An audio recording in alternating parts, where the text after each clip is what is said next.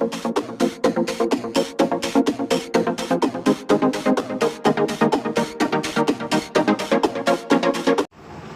बच्चों आज हम लोग मैट्रिक्स के नेक्स्ट लेक्चर पे बात करते हैं। ये जो नेक्स्ट लेक्चर है आपका, ये मैट्रिक्स के ऑपरेशन से रिलेटेड है। अगर हमें मैट्रिक्स के ऑपरेशन से बात करनी है तो यहाँ पर 4 टाइप के केवल ऑपरेशन होंगे। पहला आपका मैट्रिक्स में यहाँ पर जो ऑपरेशन आएगा वो आपके इसके सम को बताएगा। दूसरा ऑपरेशन जो आएगा वो इसके सब्ट्रैक्शन को बताएगा। तीसरा जो ऑपरेशन आएगा वो आपके इसके प्रोडक्ट को आएगा। और चौथा आपका जो आएगा इसमें वो आपके इसके डिवीजन को बताएगा। हमें बस इसमें ऑपरेशन इन 4 पार्ट्स की ही केवल बात करनी है। अगर हम इसके आगे बात करते हैं कि मैट्रिक्स में क्या क्या ऑपरेशंस हैं, तो पहले मैट्रिक्स की हम लोग इक्वलिटी की बात करते हैं। और मैट्रिक्स की इक्वलिटी कैसे डिनोट करते हैं, अगर मैट्रिक्स की इक्वलिटी में बताया जाए तो मैट्रिक्स की जो इक्वलिटी है आपकी, मैट्रिक्स की जो आपकी इक्वलिटी है, इक्वलिटी ऑफ मैट्रिक्स है, ये 2 पार्ट से बटा होता है। आपको कोई एक मैट्रिक्स ए दिया होगा और कोई मैट्रिक्स एक बी दिया होगा। ये दोनों मैट्रिक्स इक्वल कब होंगे, जब इनके ऑर्डर इक्वल होंगे। तो बेटा अगर हम इस क्वेश्चन में ए मैट्रिक्स के ऑर्डर की बात करते हैं, जो ए मैट्रिक्स है इसका ऑर्डर 3/3 है एंड सेकंड जो बी मैट्रिक्स है इसका ऑर्डर भी 3/3 है।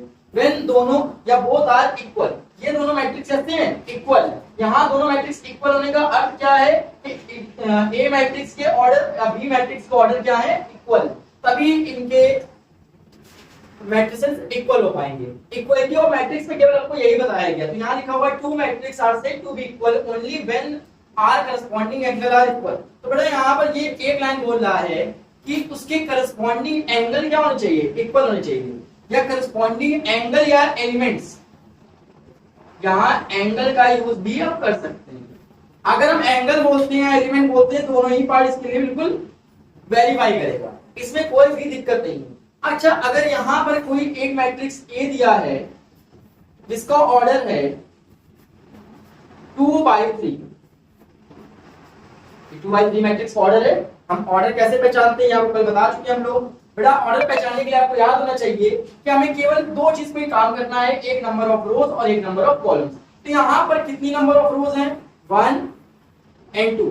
यहाँ पर 2 नंबर ऑफ रोज है एंड 1 2 3 एंड इसमें 3 नंबर ऑफ कॉलम्स है। तो इसका ऑर्डर 2/3 का हो गया। या फिर अगर हमें यहाँ पर इस मैट्रिक्स की बात करनी है, जैसे कोई एक नेक्स्ट मैट्रिक्स हम लेट कर लेते हैं। यहाँ तो ये मैट्रिक्स हमने 2/3 का बनाया था, या कोई मैट्रिक्स बी हम लेट करते हैं, लेट कर लेते हैं भाई 1 2 3 4 5 6। अगर आपका कोई मैट्रिक्स ए है या कोई मैट्रिक्स बी है, अभी हमने कोई एक मैट्रिक्स ए लेट करा था जिसका ऑर्डर था 2/3 का, और ये मैट्रिक्स दिया हुआ, इसका ऑर्डर कितने बच्चे बता सकते हैं।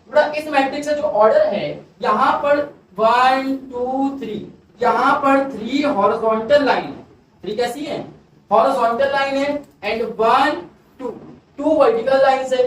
अगर हॉरिजॉन्टल या वर्टिकल लाइंस की बात करते हैं तो यहाँ पर बेटा एक चीज तो क्लियर है कि यहाँ पर 3 हॉरिजॉन्टल लाइन है और 2 वर्टिकल लाइन है, मतलब जो इसका ऑर्डर है वो 3/2 का है। अच्छा, अगर हम बोलते हैं इक्वलिटी, यहाँ पर ये मैट्रिक्स ए और बी डिनोट करते हैं कि नहीं करते हैं, तो यहाँ पर ए मैट्रिक्स जिसका ऑर्डर 2/3 है और यहाँ पर एक मैट्रिक्स बी जिसका ऑर्डर हमारा 3/2 है, ये इक्वलिटी डिनोट नहीं करेगा। ये इक्वलिटी डिनोट क्यों नहीं करेगा, क्योंकि इसके यहाँ पर क्या इक्वल नहीं है, ऑर्डर इक्वल नहीं है। इक्वलिटी जो अगर आपको डिनोट करवानी है किसी भी ऑर्डर की, तो बेटा यहाँ पर आपको क्लियर होना चाहिए इसके क्या इक्वल होंगे, ऑर्डर इक्वल होंगे।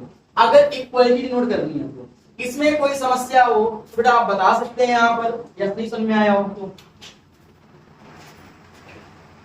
चलिए भाई, इसके आगे हम नेक्स्ट ऑपरेशन की बात करते हैं। आपका जो नेक्स्ट ऑपरेशन दिया हुआ है वो यहाँ इसकी प्रॉपर्टी डिनोट करता है। अगर हम इसकी अलग अलग प्रॉपर्टी की बात करते हैं, जैसे some properties are equal if a is equal to b and b is equal to a for all a and b। आपका अगर a एंड b दोनों इक्वल है तो यहाँ पर इसकी प्रॉपर्टी क्या बताना चाहता है।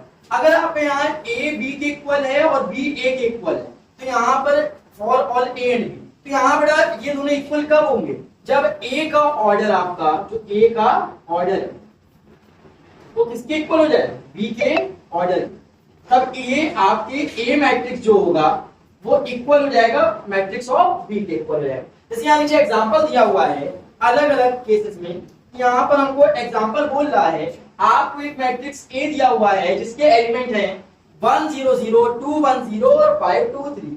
बी मैट्रिक्स दिया है जिसमें एलिमेंट दे रहा है b11 b12 b13 b21 यहाँ सो ऑन, ऐसे अलग अलग दिए हुए।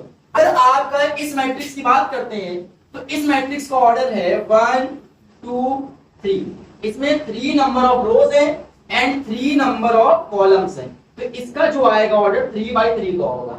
अगर इसके आगे बात करते हैं बी मैट्रिक्स की, तो यहाँ पर भी इसके नंबर ऑफ रोज 3 है एंड नंबर ऑफ कॉलम भी 3, तो इसका ऑर्डर भी 3/3 का हो जाएगा। बेटा इन दोनों के ऑर्डर इक्वल है तभी ये इसको डिनोट कर रहा है इसकी इक्वलिटी को, तो यहाँ पर लिख देंगे हम लोग order of matrix A is equal to order of matrix B. ठीक है बेटा, ये दोनों जब इक्वल होंगे तभी ये पार्ट आपका डिनोट करेगा। आगे बात करते हैं हम लोग इसके, ये फर्स्ट केस तो क्लियर हो चुका होगा मेरे हिसाब से। अगर किसी बच्चे को ये फर्स्ट केस क्लियर ना हो तो ये कमेंट में इसका आंसर दे सकता है।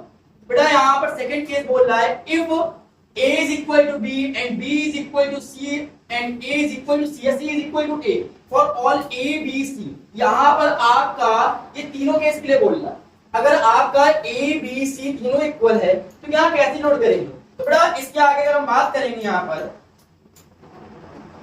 कि यहाँ पर ये लास्ट केस की अगर हम बात करेंगे कि लास्ट केस हमसे क्या बोलना चाहता है, तो लास्ट केस हमसे बोल रहा है a b के इक्वल है, b c के और c a के इक्वल है। अगर हम इसको एक एग्जांपल के तौर पर समझना चाहें तो बेटा यहाँ पर आप ए मैट्रिक्स एक लेट कर लीजिएगा जिसके अंदर एलिमेंट आपको दिए होंगे, लिख लीजिएगा अंदर एलिमेंट आप इसके हमको एलिमेंट दिया है 1 2 3 4 5 6 7 8 9 एंड कोई और ऑर्डर 3/3 का मैट्रिक्स लेट कर लीजिएगा जिसके एलिमेंट दिए होंगे b इज इक्वल टू, अंदर कोई भी एक एलिमेंट लिख लीजिए आप अल्फाबेट में भी यहाँ एलिमेंट लिख सकते हैं। तो अगर हम अल्फाबेट लिखेंगे तो यहाँ a b c d e f g h i, यहाँ पर ये भी ऑर्डर 3/3 का मैट्रिक्स है। यहाँ पर 3 अलग अलग मैट्रिक्स है तो आपको यहाँ पर एक सी मैट्रिक्स भी लेट करना पड़ेगा। सी मैट्रिक्स की वैल्यू आप लेट कर लीजिए 1 2 3 4 5 6 7 8 9। अब सबके ऑर्डर लिखने की बात आई तो यहाँ पर ऑर्डर की बात करते हैं। बेटा ये जो मैट्रिक्स A है ये 3/3 ऑर्डर का मैट्रिक्स है, B वाला भी 3/3 ऑर्डर का मैट्रिक्स है और C वाला भी 3/3 ऑर्डर का मैट्रिक्स है। आपके मैट्रिक्स A मैट्रिक्स B के इक्वल कब होता है? आपका जो मैट्रिक्स A है मैट्रिक्स B के इक्वल कब होता है? जब इसके ऑर्डर इक्वल हो। जब इसके क्या इक्वल हो बेटा? ऑर्डर। तो यहां पर हम बात करते हैं केवल ऑर्डर की, तो हमें पूरे में ऑपरेशन केस में हमें एक चीज तो डिफाइन हो चुकी है कि अगर हमें यहाँ पर इक्वालिटी को डिनोट करना है, किसको डिनोट करना है? इक्वालिटी को, तो वो इसके ऑर्डर से होके जाएगी। किससे होके जाएगी? ऑर्डर से होके जाएगी। अगर हमें इसका ऑर्डर डिफाइन है तो हम इसकी इक्वालिटी को भी बता सकते हैं। तो बेटा ये आपका सेकंड वाला केस भी इक्वल हो चुका है कि आपका मैट्रिक्स ए जो है वो इक्वल है मैट्रिक्स बी के और मैट्रिक्स सी के भी इक्वल है। ये आपकी इक्वलिटी को प्रूव करता है। अब हम लोगों ने यहाँ पर दोनों केस को हिट कर दिया है। अब नेक्स्ट ऑपरेशंस की बात करते हैं। तो बेटा यहाँ ध्यान दीजिएगा, अगर नेक्स्ट ऑपरेशन आपको समझना है तो ध्यान दीजिएगा। आपको यहाँ पर इसके एडिशन और सब्ट्रैक्शन की बात करते हैं। बेटा अगर आप किसी चीज को ऐड करते हैं जैसे 2 + 2 = 4 होता है, तो यहाँ पर यह सेम केस है, लेकिन यहाँ पर मैट्रिसेस में ऐड करना। आपको अगर मैट्रिक्स में किसी चीज को ऐड करना है तो मैट्रिक्स के एलिमेंट को मैट्रिक्स से ही ऐड करेंगे।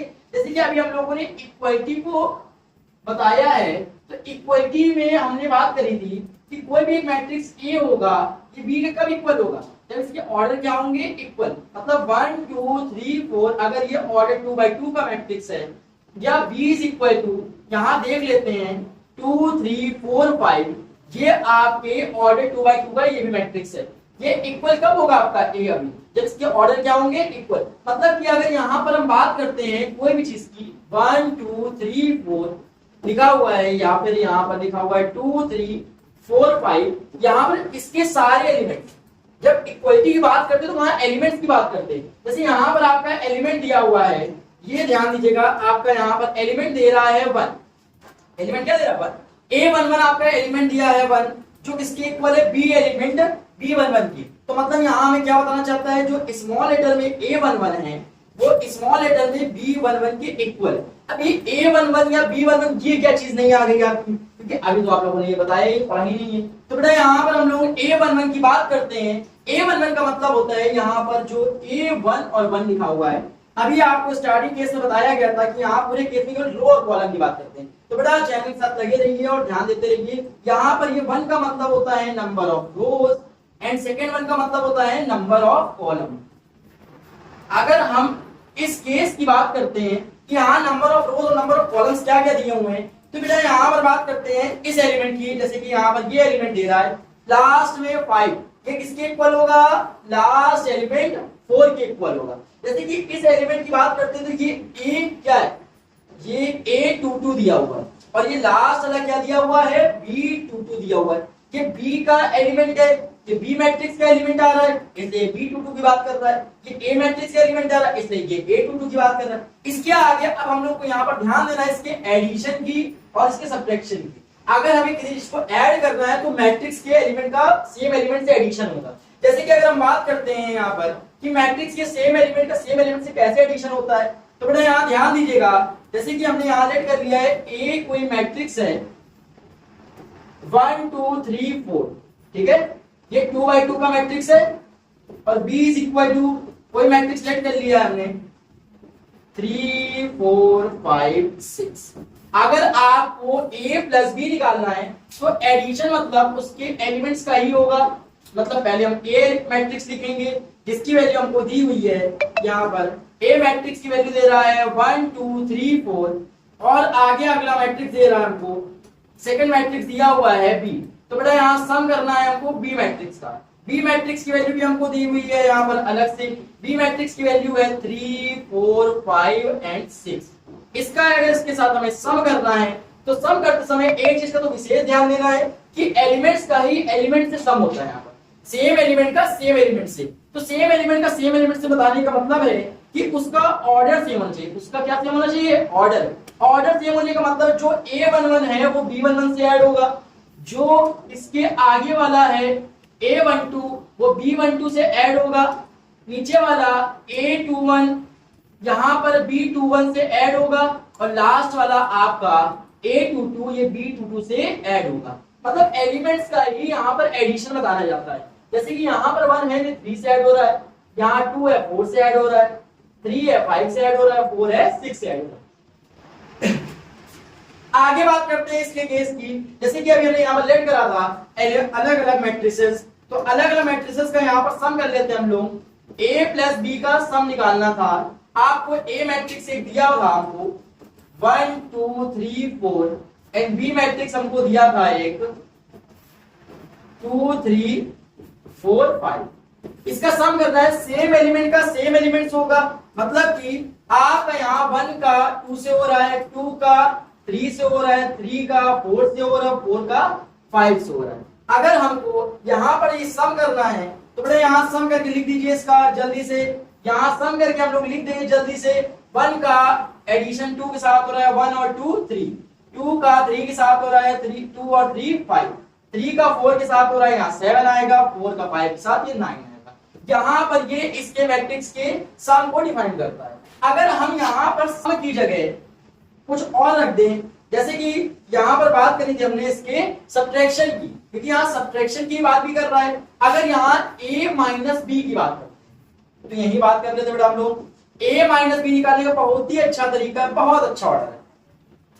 जैसे हम आपने ऐड करा था वैसे इसको सब्ट्रैक्ट कर दीजिए। तो 1 का सब्ट्रैक्शन किसके साथ होगा, 2 के साथ। 1 का सब्ट्रैक्शन किसके साथ होगा, 2 के साथ। अगर 1 को माइनस कर देंगे 2 में तो -1 बचेगा, 2 को 3 में माइनस कर देंगे तो भी -1 बचेगा, 3 को 4 में माइनस कर देंगे तो भी -1 बचेगा, 4 को 5 माइनस करेंगे तो भी हमारे पास क्या बचेगा, -1। ये आपके सब्ट्रैक्शन को डिनोट करता है। तो बेटा यहाँ पर ध्यान दीजिएगा, हमने दोनों केस सीख लिए हैं, चाहे वो एडिशन हो या चाहे वो सब्ट्रैक्शन हो। तो तो ये दोनों केस में हम लोग आज बात कर चुके हैं, धीमे धीमे ये केस को आगे हम लोग कंटिन्यू करेंगे। लेकिन बेटा ध्यान दीजिएगा कि आपका बोर्ड को लेकर बहुत ज्यादा इंपॉर्टेंट है 12th को लेकर, क्योंकि 12th में आपके सब्ट्रैक्शन और एडिशन के काफी सम से जो एनसीईआरटी से रिलेटेड दिए हुए हैं। ठीक है बेटा, ध्यान दीजिएगा। आगे इसमें कोई समस्या हो तो बता सकते हैं आप लोग। चलिए नेक्स्ट स्लाइड में बात करते हैं। इसमें ऑपरेशंस के कई सारे अलग अलग लॉ दिए गए हैं, जैसे मैट्रिक्स के ऑपरेशंस जो हमने पढ़ रहे हैं अभी तक, इसमें एडिशन के भी कई अलग अलग लॉ हैं। अगर आपका कोई ए एलिमेंट है, आपका कोई ए क्या है, मैट्रिक्स मान लो या एलिमेंट मान लो, हम यहाँ मैट्रिक्स पढ़ रहे हैं तो मैट्रिक्स सेट कर लेंगे। ए कोई मैट्रिक्स है, बी भी कोई यहाँ पर क्या हमारे पास, ये भी आपकी मैट्रिक्स दी हुई है। ए और बी दो अलग अलग मैट्रिक्स है। कम्यूटेटिव लॉ क्या बताता है, कम्यूटेटिव लॉ क्या बताना चाहता है बेटा, तो कम्यूटेटिव लॉ ये बताना चाहता है कि इसके जो ऑर्डर है, इसके जो ऑर्डर है, पूरे केस में केवल हम ऑर्डर की बात करते हुए हैं, तो यहां पर जो ए मैट्रिक्स का ऑर्डर है या वो बी मैट्रिक्स का ऑर्डर हो, ये दोनों अगर आपस में इक्वल हैं, ये दोनों आपस में कैसे इक्वल है, तो ये कम्यूटेटिव लॉ को फॉलो करेंगे। क्या करेंगे, फॉलो। अगर आपका a प्लस बी का केस जो है, अगर आपका जो a प्लस बी का केस है वो b प्लस सी के केस के इक्वल आ गया, आपका a प्लस बी का केस b प्लस ए के केस के इक्वल आ गया, तो वो आपके कम्यूटेटिव लॉ को फॉलो कर देगा। तो मतलब कम्यूटेटिव लॉ हमको ये बताना चाहता है, अगर हम यहाँ कोई भी एग्जांपल के तौर पर लिख दें इसको, तो a बराबर हमको दिया है 1 0 0 1 और b बराबर दे रहा है 0 1 1 0। ठीक है, हमने कोई भी सडन दो एग्जांपल मान लिए ए और बी के। पहले तो हम इसकी कम्यूटेटिव लॉ की बात करेंगे, ये इक्वल आ रहा है कि नहीं आ रहा है। अगर इक्वल आ गया तो कम्यूटेटिव लॉ फॉलो करेगा, वरना कम्यूटेटिव लॉ फॉलो नहीं करेगा। तो बेटा हम याद करते हैं यहाँ पर इसकी इक्वलिटी की, तो यहाँ पर आपका a प्लस बी कैसे सॉल्व होगा, तो यहाँ पर सेम एलिमेंट का सेम एलिमेंट से एडिशन, यहाँ पर आपका 1 का एडिशन होगा 0 से, आएगा आंसर 1, 0 का होगा 1 से, इसमें भी आंसर आएगा आपका 1, लास्ट में 0 का 1 से, इसमें भी आंसर आएगा आपका 1, और लास्ट का 1 का 0 से, इसमें भी आपका आंसर आएगा 1। तो मतलब आपका a प्लस बी जो सॉल्यूशन है ये आपका 1 1 1 को डिनोट कर रहा है, जिसका ऑर्डर 2/2 है। अगर इसी के आगे नेक्स्ट केस की बात करिए आरएचएस की, तो आरएचएस में हमारा b प्लस ए दिया हुआ है। क्या दिया हुआ है, b प्लस ए। पूरे केस में b प्लस ए की बात करते हैं, तो b प्लस ए में है क्या चीज, बड़ा b प्लस ए में आपको इसका रिवर्स ऐड करना है। मतलब कि यहां पर जो आपका केस है,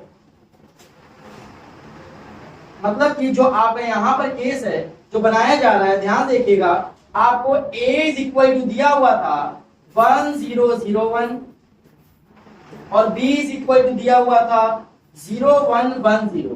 तो यहां पर आपके जो केस है वो b का मतलब क्या बताना चाहता है, तो बेटा यहाँ पर ये b का एडिशन a के साथ होगा। किसका एडिशन होगा, b का एडिशन a के साथ। अभी तक a का एडिशन b के साथ हो रहा था, b का एडिशन हमें a के साथ करना है। तो मतलब क्या है यहाँ पर इसके आंसर, ध्यान दीजिएगा, यहाँ पर अगर 0 में 1 जोड़ते तो भी आंसर हमारा क्या आता है, 1 आता है। अगर हम 1 में 0 जोड़ते तो भी आंसर हमारा क्या आएगा, 1 आएगा। सेम केस 1 में 0 जोड़ेंगे तो भी आंसर क्या आएगा, 1, और 0 में 1 जोड़ेंगे तो भी आंसर हमारा क्या आएगा, 1। तो मतलब कि हमारा जो ये मैट्रिक्स आया है ये इसके कम्यूटेटिव लॉ को फॉलो करता है। कम्यूटेटिव लॉ आपका हिट हो चुका है। आगे बात करते हैं इसके एसोसिएटिव लॉ की। अगर कम्यूटेटिव लॉ में कोई भी डाउट हो तो बेटा आप नीचे कमेंट कर दीजिए, इसका सॉल्यूशन इसके आगे बताया जाएगा। चलिए भाई, मेरे हिसाब से आपको इसके कम्यूटेटिव लॉ में कोई भी दिक्कत नहीं हुई है। आगे बात करते हैं इसके एसोसिएटिव लॉ की। एसोसिएटिव लॉ क्या बताना चाहता है, हम लोगों ने दो मैट्रिक्स सेट कर रखी है पहले से, एक और मैट्रिक्स आ जाएगी हमारे पास सी। तो बेटा यहाँ पर तीन अलग अलग मैट्रिक्स की बात करता है, ए बी और सी। तो हम यहाँ पर सी बराबर को एक मैट्रिक्स सेट कर लेते हैं 2 0 0 2। ठीक है, अगर ये इसके सम को फॉलो कर गया तो ये एसोसिएटिव लॉ को फॉलो कर जाएगा। अगर हम इसके सम की बात करेंगे तो यहाँ पर पहले हमें निकालना है LHS। इसके रिलेशन में बताना क्या चाहता है, a प्लस बी ब्रैकेट में b प्लस सी। तो पहले हम b प्लस सी को सॉल्व कर लेते, बाद में स्टार्टिंग में a रख लेंगे। तो बेटा b प्लस सी को सॉल्व करने के लिए पहले b और c को आपको ऐड करना पड़ेगा। आप ऐड कर सकते हैं b और c को। 0 का सम होगा 2 से, 1 का सम होगा 2 से, यहाँ पर 1 का सम होगा 0 से और 0 का सम होगा 2 से। तो 0 का सम अगर हम 2 से करते हैं तो आंसर कितना आता है 2 आता है। 1 का सम 0 से करते हैं आंसर कितना आता है हमारा 1 आता है। ठीक है, अगर हम इसके आगे बात करते हैं 1 का सम 0 से करते हैं तो भी आंसर हमारा क्या आता है 1, और लास्ट में 0 का सम 2 से करेंगे तो भी आंसर हमारा क्या आएगा 2 आएगा। बेटा इसके आगे अगर हम बात करेंगे हमारा भी एलएचएस कंप्लीट नहीं हुआ क्योंकि यहाँ पर हमारे 8 ऐड करना था। अगर हम इसको a ऐड करके लिखेंगे तो a ब्रैकेट में b प्लस सी, a आपका मैट्रिक्स दिया हुआ है 1 0 0 1 और आपका b प्लस सी जो मैट्रिक्स दिया हुआ है उसके एलिमेंट की वैल्यू आई है 2 1 1 एंड 2। अगर हम इसके सम की बात करते हैं जो इसका फाइनल आंसर आएगा, देखिए सम तभी पॉसिबल है जब इसके ऑर्डर इक्वल हो, चाहे वो 2/2 का मैट्रिक्स हो, चाहे वो 3/3 का मैट्रिक्स हो, या वो सो ऑन एनी कोई भी मैट्रिक्स हो आपका, लेकिन उसका ऑर्डर इक्वल होना चाहिए। तो बेटा यहाँ पर जो आपका इसका आंसर आएगा वो यहाँ पर 1 ऐड होगा इसके 2 से, तो 1 और 2 ऐड करने पर आएगा 3, 0 में 1 ऐड करने पर आएगा 1, 0 में 1 ऐड करने पर फिर से आएगा 1 एंड 1 में 2 ऐड करने पर कितना आएगा 1 आएगा। ये आपका फाइनली आंसर आ चुका है एलएचएस का। अब इसके बाद हम लोग नेक्स्ट आगे जंप करेंगे आरएचएस में। अगर किसी बच्चे को कोई भी समस्या हो तो इसका स्क्रीनशॉट ले, मेरे हिसाब से बच्चों ने भाई इसका स्क्रीनशॉट ले लिया होगा। आगे बात करते हैं इसके आरएचएस के केस में। अगर हमें इसका एलएचएस का केस सॉल्व कर लिया है तो उसका आंसर आया है हमारा 3 1 1 1। अगर सेम हम इसके आरएचएस के केस की बात करेंगे तो आरएचएस का केस बिल्कुल सेम है, कुछ केस में अंतर नहीं है। आप पहले इसको साइड में कहीं लिख दीजिए, a प्लस ब्रैकेट में b प्लस c का जो आंसर आया है वो 3 1 1 एंड 1। ठीक है, अब हम इसके आरएचएस के केस की बात करेंगे। ये आपका पार्ट इसके आरएचएस को डिनोट करता है।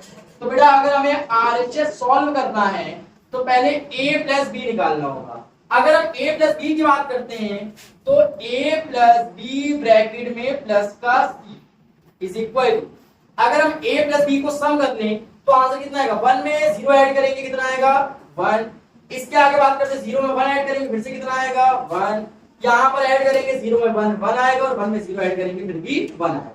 लास्ट वाले केस की बात करते हैं। लास्ट वाले केस में हमको दिया हुआ है कि c लिखना है, तो c की वैल्यू क्या दी है 2002 2002। बड़ा यार ध्यान दीजिएगा, आपका जो केस है 2002 का मतलब यहाँ इसका एडिशन करना है। 1 में 2 ऐड करेंगे आंसर 3 आएगा, 1 में 0 ऐड करेंगे 1 आएगा, 1 में 0 ऐड करेंगे 1 आएगा और 1 में 2 ऐड करेंगे फिर से आंसर क्या आएगा 3, जो आपका एलएचएस से मैच बिल्कुल ही करता है, जो आपका एलएचएस से मैच करता है। तो बेटा ये जो ऑपरेशन है आपका इसका मैट्रिक्स का, ये इसके एसोसिएटिव लॉ को भी फॉलो करता है और इसके कम्यूटेटिव लॉ को भी फॉलो करता है। जैसे नीचे कई सारे एग्जांपल दिया हुआ आपका मैट्रिक्स ए, ये मैट्रिक्स जो आपका ए है ये 2/3 का, ये क्या डिनोट करना चाहता है 2/3, तो यहां लिख लेते हैं ये 2/3 का मैट्रिक्स है, ये भी मैट्रिक्स हमारा 2/3 का है और ये भी मैट्रिक्स हमारा 2/3 का है। बात करते हैं इसके आगे कैसे 2/3 का मैट्रिक्स बना है। तो यहाँ पर 2 नंबर ऑफ रोज हैं एंड 3 नंबर ऑफ कॉलम्स हैं, यहाँ पर भी सेम 2 नंबर ऑफ रोज हैं एंड 3 नंबर ऑफ कॉलम्स हैं। लास्ट वाले केस में भी 2 नंबर ऑफ रोज हैं एंड 3 नंबर ऑफ कॉलम्स हैं, इसलिए ये आपका 2/3 का मैट्रिक्स बनता है। अब बात करते हैं एसोसिएटिव लॉ कि यहाँ पर इसके अगर ऑर्डर इक्वल है तो यहाँ पर इसका सम करने पर इसका आरएचएस पार्ट और एलएचएस पार्ट भी इसके इक्वल आ रहा है। जब इक्वल आया तभी ये एसोसिएटिव लॉ को फॉलो कर रहा है या इसकी कम्यूटेटिव लॉ को फॉलो कर रहा है। आगे बात करते हैं, इसके पहले बेटा आप लोग सभी लोग मेरे हिसाब से सभी बच्चों ने इसका स्क्रीनशॉट ले लिया होगा। नेक्स्ट टर्म में बात करते हैं इसके अगले ऑपरेशन की। मेरे हिसाब से आप सभी लोग इसके सम को समझ चुके होंगे, कम्यूटेटिव लॉ और एसोसिएटिव लॉ के बारे में बात कर चुके हैं। नेक्स्ट बात करते हैं मैट्रिक्स के ऑपरेशन में कि अगर हम ए मैट्रिक्स में कोई भी जीरो या कोई भी नंबर ऐड करें या जीरो मैट्रिक्स ही क्यों ना हम ऐड करते हैं, अगर हम यहाँ पर इस मैट्रिक्स को जीरो मैट्रिक्स रेट करते हैं, जीरो या नल मैट्रिक्स की बात करते हैं, तो बेटा बात करते हैं जीरो मैट्रिक्स या नल मैट्रिक्स की। तो बेटा अगर हम यहाँ पर कोई भी एक एग्जांपल लेट कर लें, जैसे कि हमने एक एग्जांपल लेट करा है A इज इक्वल टू, हमको एग्जांपल दिया हुआ है 1 2 3 4 और नल मैट्रिक्स 0 माना हमने, वो माना है, ठीक है, जिसके एलिमेंट है 0। अब भाई नल है तो नल का मतलब होता है उसमें एक भी एलिमेंट नहीं होंगे, मतलब उसके पूरे एलिमेंट 0 ही 0 होंगे, भरे होंगे। तो आगे बात करते हैं इसके सम। अगर इसमें सम बोल रहा है एलएचएस, तो a प्लस 0 अगर हम आंसर निकालेंगे तो 0 का कोई भी फर्क नहीं पड़ेगा, इसलिए इसका आंसर 1 2 3 4 आएगा। क्योंकि भाई अगर आप 1 में 0 जोड़ते तो भी आपका आंसर वही आता है, 2 में 0 जोड़ते तो भी आंसर वही आता है, 3 में 0 जोड़ेंगे तो भी वही आएगा, 4 में 0 जोड़ेंगे तो भी वही आंसर आएगा। आगे बात करते हैं इसके केस की, आरएचएस की। 0 में अगर a ऐड करते हैं तो 0 प्लस का a या o प्लस का a, अगर सेम हम एलिमेंट लिखते हैं 0 0 0 0 और a एलिमेंट की बात करते हैं, a मैट्रिक्स की बात करते हैं, तो वहां पर दिया हुआ है हमको 1 2 3 एंड 4। तो बेटा बात करते हैं इसके सम की। हमारा इसका सम आएगा 0 में जो ऐड करेंगे हमारे सारे एलिमेंट वही सेम आएंगे, तो एलिमेंट आएगा 1 2 3 एंड 4। यहां पर ये आपके बात करता है इस केस में। तो बेटा यहाँ पर इसके मैट्रिक्स के ऑपरेशंस पे ये चीज तो कंप्लीट हो गई है कि a plus minus a is equal to 0। मतलब बताना चाहता है अगर a मैट्रिक्स का जो सम है पॉजिटिव मैट्रिक्स है, ये आपका कौन सा मैट्रिक्स है, पॉजिटिव है। ये आप कौन सा मैट्रिक्स है, ये पॉजिटिव मैट्रिक्स है, तो ये पॉजिटिव a है। ये कौन सा है, पॉजिटिव है, और ये आपका निगेटिव है। अगर आपके दो नंबर दिए हैं, एक पॉजिटिव और एक नेगेटिव, तो इसका अगर आप फिर सम करते हैं तो भी यहाँ प्लस माइनस सब्ट्रैक्ट होके फाइनल आंसर जो आता है आपका वो सब्ट्रैक्शन का ही आता है, ये आप सभी लोग जानते हैं, ठीक है।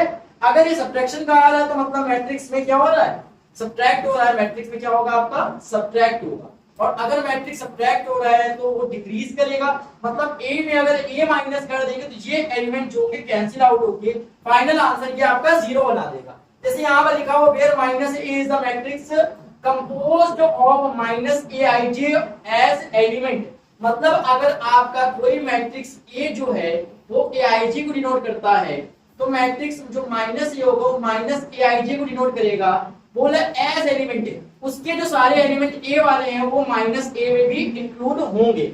आगे बात करते हैं, या आगे बात इस केस को समझने से पहले तो हमें यहाँ पर ध्यान देना है, पूरा केस हम लोग इसके ऑर्डर पे ही डिसाइड कर रहे हैं, चाहे वो इसका सम हो, चाहे वो इसका सब्ट्रैक्शन हो, या आगे हम लोग इसके बारे में पढ़ेंगे इसके प्रोडक्शन के।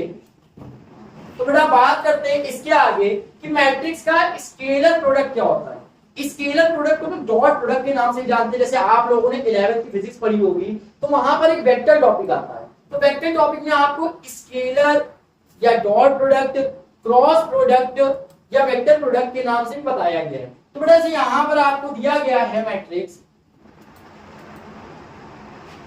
ठीक है,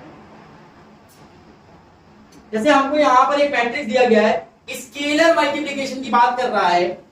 स्केलर मल्टीप्लिकेशन समझने से पहले आपको ये ध्यान देना होगा, अगर कोई मैट्रिक्स हमको A बोल रहा है जिसके एलिमेंट 1 2 3 4 है, अगर यहाँ मल्टीप्लिकेशन की बात करते हैं, इसमें कोई भी नंबर का मल्टीप्लाई करा जैसे 2a फाइंड करना है हमको, तो आपको एक चीज तो क्लियर है कि a में कितने का मल्टीप्लाई हो रहा है, a में जो मल्टीप्लाई हो रहा है वो आपका 2 का है। तो बेटा यहाँ पर 2 मल्टीप्लाई बाई a, मतलब 1 2 3 एंड 4, मतलब 2 में अगर a का मल्टीप्लाई करेंगे तो 2 1 जा 2, 2 2 जा 4, 2 3 जा 6, 2 4 जा 12।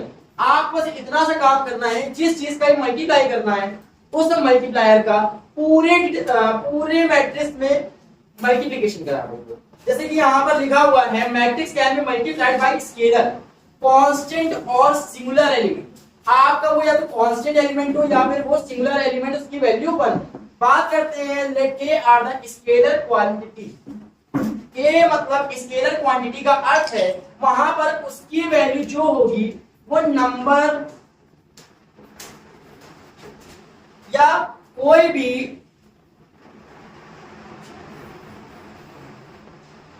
एक्सेट्रा नेक्स्ट उसके अलग अलग केसेस पे बता सकता है। आगे बात करते हैं, यहाँ पर दिया हुआ है k multiplier of a is equal to k multiplier of k, मतलब कि अगर हम यहाँ पर k का मल्टीप्लाई a से करें या a का मल्टीप्लाई k से करें, जैसे कि आप अपने सीट में बैठे हैं, आप अपनी सीट को अपनी जगह से उठा के राइट साइड रख दीजिए या अपनी सीट को उठा के राइट से लेफ्ट कर दीजिए, इसका कोई भी इफेक्ट नहीं पड़ेगा, आप तो केवल क्लास अटेंड कर रहे हैं, इससे कोई भी फर्क नहीं पड़ता है। जैसे यहाँ पर आपको केस दिया हुआ है इन लोगों ने कि k इज इक्वल टू 4 दिया हुआ है, आपको यहाँ पर k a या a के इक्वल प्रूव करना है, तो प्रूव करने से बहुत आसान है, कुछ भी नहीं है केस, जहां पर k बस वहां पर इसकी वैल्यू पुट कर दीजिए। अगर हम LHS की बात करते हैं तो यहाँ वैल्यू पुट करनी है, हमारे पास एक मैट्रिक्स दिया हुआ है जो आपका कितना बाय कितने ऑर्डर का है, बेटा सभी बच्चे कमेंट करें कितने ऑर्डर का मैट्रिक्स है, ठीक है। तो ये आपका जो है मैट्रिक्स कितने बाय कितने ऑर्डर का है, 1 2 3 4, 4 इसकी रो है एंड 2 इसमें कॉलम है, तो ये 4/2 मैट्रिक्स का ऑर्डर का है। अब हमें यहाँ पर इसमें k का मल्टीप्लाई करना है, तो यहाँ आगे k लिख देंगे। अब हम इसको k का मल्टीप्लाई करेंगे तो यहाँ पर लिखना पड़ेगा इसमें कि k मल्टीप्लाई ऑफ a, तो यहाँ पर k की वैल्यू कितनी दी है 4, तो बाहर 4 लिखेंगे और अंदर नंबर लिख देंगे अभी, ठीक है बेटा। आगे अगर हम बात करेंगे जैसे इसकी, ठीक है, आगे अगर हम बात करते हैं इस केस की, तो यहाँ पर 4 का मल्टीप्लाई हर एक एलिमेंट से होगा, मतलब 4 3 जा 12, 4 1 जा 4, 4 2 जा 8, 4 1 जा 4, 4 2 जा 8, 4 3 जा -12, 4 4 जा 16, 4 1 जा 4। ये आपका एलिमेंट डिनोट करेगा RHS को सॉल्व करने पर, ठीक है बेटा। अगर हमें इसको RHS को सॉल्व करने पर बनाना है तो बेटा हमें RHS भी सॉल्व करना होगा, मतलब अगर हम RHS की बात करते हैं तो RHS में करना क्या है, AK, ये AK 47 है। बात करते हैं AK की, तो AK का मतलब होगा हमें यहाँ A मैट्रिक्स दिया हुआ है, इसमें K का मल्टीप्लाई करना है। A मैट्रिक्स दिया हुआ है हमको 3 -1 2 1,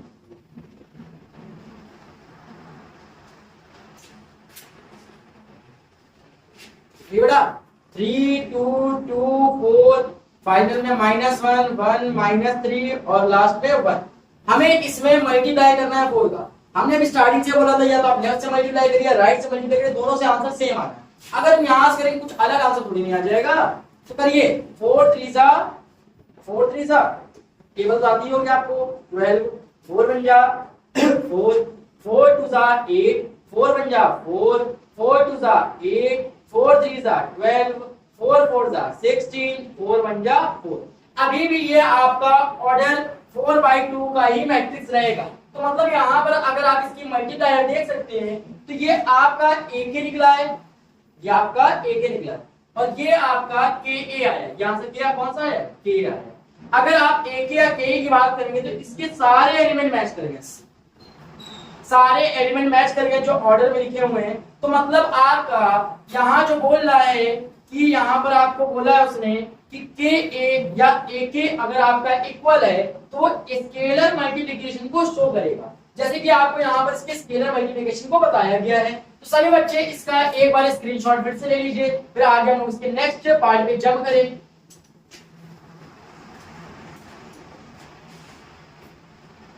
चलिए भाई, जैसे कि यहाँ पर इसका मल्टीप्लिकेशन दिया हुआ है नेक्स्ट टर्म में, तो बेटा यहाँ पर इसके मल्टीप्लिकेशन की बात करते हैं। 4 का मल्टीप्लाई इस मैट्रिक्स से करा गया है जो ये इक्वल आया है इस मैट्रिक्स की, तो ये आपका फाइनल आंसर जो हम लोग पिछले पार्ट में देख चुके हैं, ये वही वाला पार्ट है। इसकी प्रॉपर्टीज क्या होती है, प्रॉपर्टीज पे बात करते हैं। तो अगर आपको कोई भी मैट्रिक्स A और B दिया हो, A और B सेम ऑर्डर का मैट्रिक्स होना चाहिए। यहाँ इसका ऑर्डर क्या होना चाहिए, इसका ऑर्डर कैसा होना चाहिए आपका, इसका ऑर्डर आपका होना चाहिए सेम ऑर्डर मैट्रिक्स।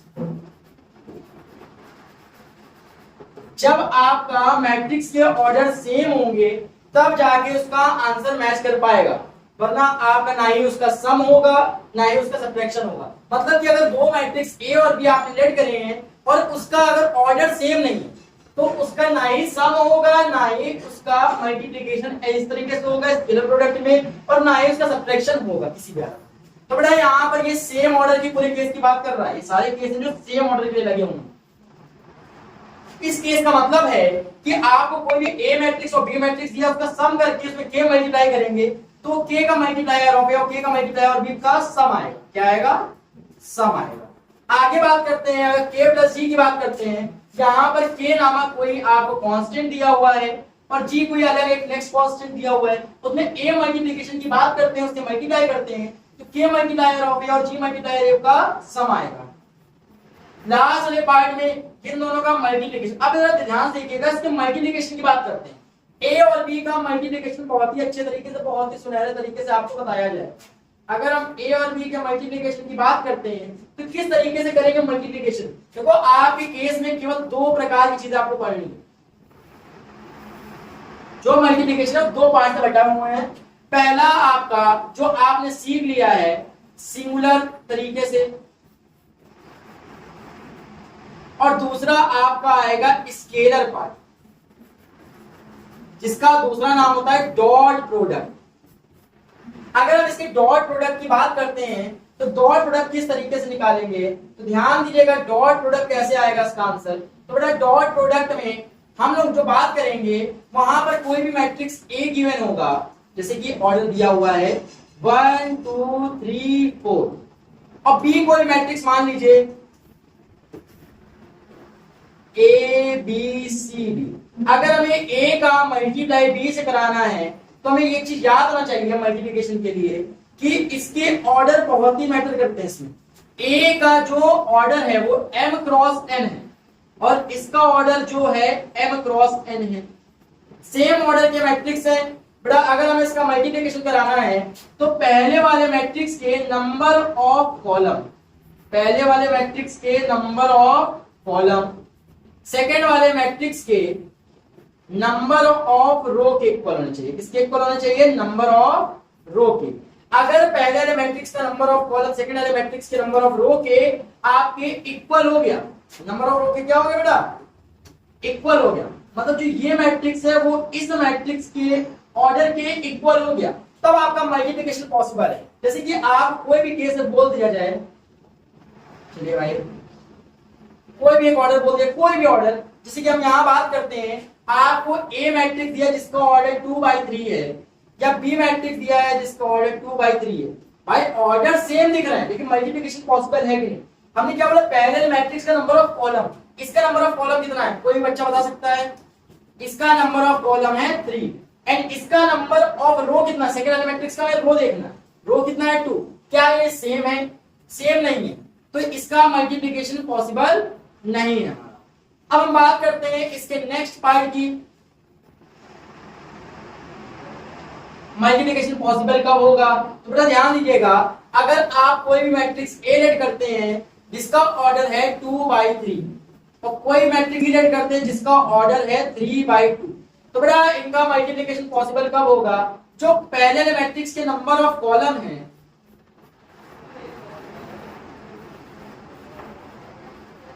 सेकेंड वाले मैट्रिक्स के नंबर ऑफ रो के इक्वल। किसके इक्वल? नंबर ऑफ रो के इक्वल।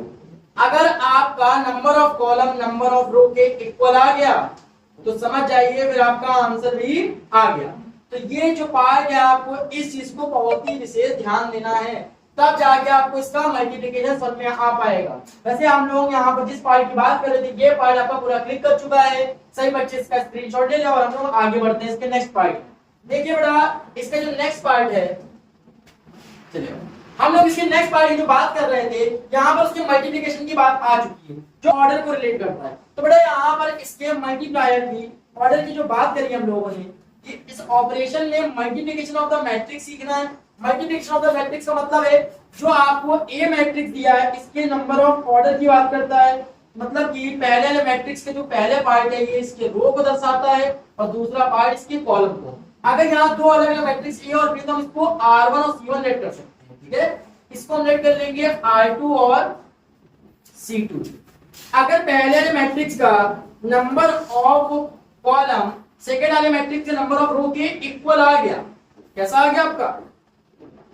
इक्वल, तो फिर आपका जो आंसर है या मल्टीप्लिकेशन है वो पॉसिबल हो जाएगा। आगे पार्ट में बात करते हैं, जैसे कि यहाँ पर बताया गया है, गिवन आपको दिखाया गया है पार्ट, ध्यान दीजिएगा ये पार्ट आपको दिखाया गया है कि इसमें जो 3 है आपका वो 3 के इक्वल है। तो ये दोनों तो कैंसिल आउट हो गए एक तरीके से, भाई इसका कॉलम इसका रो कैंसिल हो गया, जो बचा वो आंसर आएगा। तो फाइनली जो आपका आंसर आएगा वो पहले मैट्रिक्स का नंबर ऑफ रो बचा है, सेकंड मैट्रिक्स का नंबर ऑफ कॉलम बचा है। इतने मैट्रिक्स का आपको आंसर देगा। जैसे कि हम इसके एग्जांपल में बात करते हैं, इसका एग्जांपल क्या दिया हुआ है, तो बेटा इसके एग्जांपल हम कुछ भी ऐड कर सकते हैं। यहाँ पर हमने एक एग्जांपल ऐड कर लिया, जैसे कि सडन यहाँ लड़की चीज है a इज इक्वल हमको दे रहा है 1 2 3 4 और b मैट्रिक्स हमको कोई भी दे दिया उसने 2 1। चलो इसके पहले सभी बच्चे इसका ऑर्डर बता दीजिए जल्दी से। तो बेटा इस मैट्रिक्स का पहले मैट्रिक्स का जो ऑर्डर है ये आपके 2 by 2 का मैट्रिक्स है और सेकंड वाला 2 by 1 का मैट्रिक्स है। अगर हम इसके आगे बात करते हैं कि कैसे सॉल्व करेंगे, तो इसके आगे सॉल्यूशन में हमें a का मल्टीप्लिकेशन से कराना है। तो a का अगर हमें मल्टीप्लिकेशन कराना है b से, तो पहले बेटा हम लोगों को a लिखना पड़ेगा। a की वैल्यू है 1 2 3 4 एंड b की वैल्यू है 2 1। ठीक है बेटा, बात करते हैं इसके ऑर्डर की। तो बेटा इसका जो ऑर्डर है आपका पहले वाले मैट्रिक्स का जो ऑर्डर है वो 2 by 2 है एंड सेकंड वाले मैट्रिक्स का ऑर्डर है 2 by 1। मल्टीप्लिकेशन किस तरीके से करते हैं, पहले वाले मैट्रिक्स का नंबर ऑफ कॉलम देखते हैं और सेकंड वाले मैट्रिक्स का नंबर ऑफ रो देखते हैं। अगर ये सिमिलर मिल गया तो मल्टीप्लिकेशन पॉसिबल है। मतलब कि अगर हम बात करेंगे इसके आगे के केस की, तो यहाँ पर हमको बोल रहा है ये तो ऑर्डर इक्वल हो चुका है हमारा, मतलब कि यहाँ पर अब यहाँ मल्टीप्लिकेशन किस तरीके से, हमने ऑर्डर तो इक्वल कर दिया, मतलब 2 से 2 कैंसिल हो चुका है। अब ऑर्डर जो बचेगा वो 2 by 1 का बचेगा। 2 by 1 का मतलब क्या है यहाँ पर कि यहाँ पर 2 इसकी रो होंगी और 1 इसके कॉलम होंगे। तो मतलब कि यहाँ पर बस हमें मल्टीप्लिकेशन कराना है। मल्टीप्लिकेशन कराने का एक सिंपल रूल समझ लीजिए, जो आपकी पड़ी हुई लाइन होती है, पड़ी हुई लाइन का मतलब जैसे कि हमने ये पेन यूज कर रहे हैं, ये पेन ऐसे पड़ा हुआ है हॉरिजॉन्टल, इसको आपको वर्टिकली करना है सेकंड वाले मैट्रिक्स पे। पहले वाले मैट्रिक्स का नंबर ऑफ रोज को सेकंड वाले कॉलम पे गिराना है। पहले में ये करके और ये करना, तो हमें ये करके ये करना है। तो बेटा अगर हम इसको उठा के इस पे ऐसे गिरा देंगे, तो मतलब अगर ये 3D मोशन में ऐसे आएगा तो पहले 1 आएगा, लास्ट में क्या आएगा 2 आएगा। पहले क्या आएगा 1 आएगा, लास्ट में क्या आएगा हमारा 2 आएगा। चलिए भाई बात करते हैं मल्टीप्लिकेशन कराइए इसका 2 1 जा 2 प्लस 2 1 जा 2। लास्ट में किसकी बात करते हैं, फर्स्ट आप मैट्रिक्स को कॉलम पे गिरा चुके, अब इसको इस पे गिराइए। तो जब आप गिराएंगे यहाँ पर तो आपको ध्यान देना चाहिए कि यहाँ पर हमें करना कैसे है। तो बेटा इसको ऐसे गिराएंगे तो 3 और 4 ऐसे आएगा, 3 2 जा 6 हो जाएगा, 4 1 जा 4 हो जाएगा। जो आपका फाइनली आंसर आएगा वो यहाँ पर नोट कराया जा रहा है 2 + 2 4 और 6 और 4 10। कभी कभी बच्चों को अपने ऊपर डाउट होता है कि भाई मेरा आंसर सही आ रहा है या गलत आ रहा है, हम कैसे चेक करें सर। तो चेक करने का एक ही बहुत ही सिंपल तरीका है कि आप इसमें ऑर्डर देख लीजिए आपका ऑर्डर सही है गलत है। जैसे कि हमने बताया था यहाँ 2 से 2 पाई कैंसिल हो गया था आपका, यहाँ 2 और 2 पाई क्या हो गया था कैंसिल आउट हो गया था। तो यहाँ 2 by 1 का मैट्रिक्स होता है, कितना मैट्रिक्स का बेटा 2 मिनट चाहिए जरा, यहाँ कितना मैट्रिक्स होता है 2 by 1 का। तो ये जो ऑर्डर बचा यही इसका मेन पॉइंट है। आगे भाई इस पे ध्यान दीजिएगा, तो हमें यहाँ पर जो इसकी पड़ी हुई लाइन है इसको खड़ा करना है इस तरीके से, ये पड़ा और खड़ा। तो अगर हमने इतना कर लिया तो हमारा आंसर आ चुका होगा। आगे बात करते हैं इसके, इससे पहले आप सही बच्चे इसका एक बार स्क्रीनशॉट ले लीजिए, हम लोग नेक्स्ट पार्ट पे आगे जंप करते हैं इस तरीके से। चलिए आगे बात करते हैं इसके assuming that matrix of the comfortable of the operation, मतलब इसके अलग अलग पार्ट में ऑपरेशन दिए गए जैसे मल्टीप्लिकेशन का। आपको इससे पहले आपको सम के लिए यहाँ पर एसोसिएटिव लॉ पढ़ाया गया था और इसके कई पार्ट पढ़ाए गए थे। वैसे ही यहाँ पर अलग अलग पार्ट बोल रहा है इसके, जैसे ए आएगा मल्टीप्लिकेशन आई से कराएंगे तो ए के इक्वल आएगा, ए का बी से कराएंगे, बी का एस से कराएंगे, जो इसके एसोसिएटिव लॉ को फॉलो करेगा, यहाँ डिस्ट्रीब्यूटिव लॉ को फॉलो करेगा, सेकंड डिस्ट्रीब्यूटिव लॉ को फॉलो करेगा। अब यहाँ बोला A B not generally equal to the B A, आपने A plus B B plus A के इक्वल कर दिया, लेकिन यहाँ जरूरी नहीं दोनों इक्वल हो। हम बता सकते हैं इसके मैट्रिक्स की ऑर्डर की, तो यहाँ पर हम इसके ऑर्डर की बात कर सकते हैं। हो सकता है जो यहाँ पर ए बी का ऑर्डर हो बी ए का ऑर्डर ना हो, तभी यहाँ पर बोल रहा है इसकी जनरली इक्वल नहीं हो सकता। केस आता है ऐसा नहीं इक्वल होता नहीं है, इक्वल तो होता है लेकिन जरूरी नहीं इक्वल हो। यहाँ पर सेकंड पार्ट में बोल रहा है if AB is equal to 0 neither A and B are necessarily 0।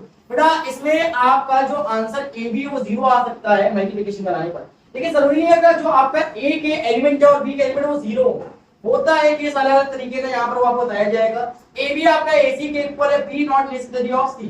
तो बेटा यहाँ बोल नहीं रहा है कि B not necessary of C, तो B की वैल्यू C के इक्वल हो तभी यहाँ पर आपका आंसर आएगा। B और C की वैल्यू अलग अलग भी हो सकती है तो भी आपका उसका आंसर आ जाएगा। नेक्स्ट पार्ट में जब करते हैं जल्दी जल्दी हम लोग। बोल रहा है A B not generally equal to the B A and B A may not be comfortable. तो बेटा ध्यान दीजिएगा, जैसे यहाँ पर आपका इसका मल्टीप्लिकेशन कराया गया है, तो T इज इक्वल टू आपको एक मैट्रिक्स बोल रहा है और S इज इक्वल टू एक मैट्रिक्स बोल रहा है। TS आपका मल्टीप्लिकेशन हुआ है और ST आपका मल्टीप्लिकेशन हुआ है। TS जब मल्टीप्लिकेशन होगा तो पहले T रखा जाएगा, बाद में S रखा जाएगा। ST में पहले S रखा जाएगा और T को बाद में रखा जाएगा। तो बेटा जब आपका TS आया है तो T के एलिमेंट पहले आए हैं और S T आया तो उसके एलिमेंट पहले आए हैं। तो यहाँ T के एलिमेंट को रखा है और फिर S के एलिमेंट को। हमने बोला था जो ये आपके हॉरिजॉन्टल लाइन है इसको वर्टिकल कर लेना, मतलब 1 और 2 इस तरीके से इस पे आगे गिरेंगे। तो इसका मल्टीप्लाई कराएंगे हम लोग, जब कराएंगे तो 1 का 3 से कराएंगे 3 और 0 का 2 से कराएंगे 0, तो मतलब यहाँ 3 + 0 आएगा जिसका फाइनली आंसर क्या हो जाएगा 3 हो जाएगा। ऐसे ही अगर इसको सेकंड वाले कॉलम पे गिराएंगे तो जो पड़ी लाइन है इसको बस ऐसे खड़ा करना है, पड़ा खड़ा, जो पड़ा है उसको बस खड़ा करना है। तो बेटा पड़ा इसमें 1 2 है, इसको खड़ा कर दीजिए 4 और 2 पे, तो यहाँ 1 और 2 ऐसे आगे गिर जाएगा, तो 4 1 जा 4 हो जाएगा और 2 जा 4 हो जाएगा। 4 4 लास्ट आंसर मिलके क्या बना देगा आपका 8। आगे बात करते हैं नेक्स्ट केस की। जैसे आपने यहाँ पर फर्स्ट रो पे बात करी है R1 पे, R1 का मतलब होता है रो और फर्स्ट का मतलब होता है पहली रो, तो यहाँ पर R1 का मतलब हो गया फर्स्ट रो। ऐसे यहाँ सेम केस R2 पे भी बात करी जाएगी, तो यहाँ पर इसका लास्ट आंसर बना रहा है। ऐसे ST का भी सॉल्व करा गया जो आपने आंसर। अब यहाँ पर आपने देखा होगा TS ST के इक्वल है क्या? क्यों भाई बच्चों? नहीं है। अगर आपके TS ST के इक्वल नहीं तो जैसे अभी आपका केस आया था स्टार्टिंग में, एसोसिएटिव लॉ AB जरूरी जनरली BA के इक्वल हो, होता है केस, लेकिन जरूरी नहीं हो इक्वल, ये भाई ऐसी कोई पॉसिबिलिटी नहीं है। लेकिन यहाँ पर ये बताया गया है केस कि आपका AB BA के इक्वल नहीं है। आगे जब करते हैं मेरे सब सही बच्चों को इसके आंसर समझ में आ चुका होगा। आगे बात करेंगे इसके केस की, तो यहाँ पर ये इसका आंसर ए बी बोल रहा है 0 के इक्वल वाला जो वाला पार्ट है जो आपको समझा चुके हैं। अब यहाँ से क्वेश्चंस की बारी आती है जो आपकी नेक्स्ट क्लास में बताया जाएगा। तो बेटा अगली क्लास आपकी केवल इसके एनसीईआरटी क्वेश्चंस पे रहेगी। सही बच्चे यहाँ पर इसके नीचे कमेंट करेंगे जिसको जो जो नहीं समझ में आया